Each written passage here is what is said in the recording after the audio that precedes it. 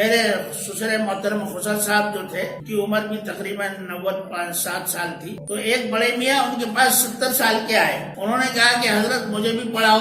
اب حضرت نے کہا بھئی آپ کو کیا پڑھائیں، آپ کی عمر تو 70 سال ہے. تو وہ رونے لگے. انہوں نے کہا کہ حضرت میں اس خیال سے پڑھنے آیا ہوں کہ اگر کل میرے آقا نے پوچھ لیا قیامت کے دن کہ تم نے مجھ پر نازل ہونے والا قرآن کیوں نہیں پڑھا تو میں کیا جواب دوں گا میرے آقا. لہٰذا اس نیت سے پڑھ رہا ہوں کہ کل کو قیامت کے دن آقا کو یہ کہہ سکوں کہ میں نے قرآن پڑھا ہے، لہٰذا مجھے پڑھا نہیں. تو حضرت نے ان کو قرآن پڑھایا. پہلے نورانی قاعدہ پڑھایا، اس کے بعد پھر پارا پورا قرآن پڑھایا. 2 سال لگے. 2 سال کے بعد جب ان کا آج سمجھو کہ آج قرآن ختم ہوا تو انہوں نے سب کو مٹھائی تقسیم کی کہ کہا بھائی میرے لیے بہت بڑی بات ہے کہ میں نے قرآن پڑھ لیا. اور دوسرے دن ان کا انتقال ہوا. معلوم ہوا کہ انسان کسی بھی عمر میں اور عمر کے کسی بھی حصے میں جب کسی نیکی کو اختیار کرتا ہے، اچھائی کو اختیار کرتا ہے تو اللہ تعالیٰ اس کو ضرور قبول فرمائے. یہ ضروری نہیں ہے کہ آدمی بچپن ہی میں پڑھے.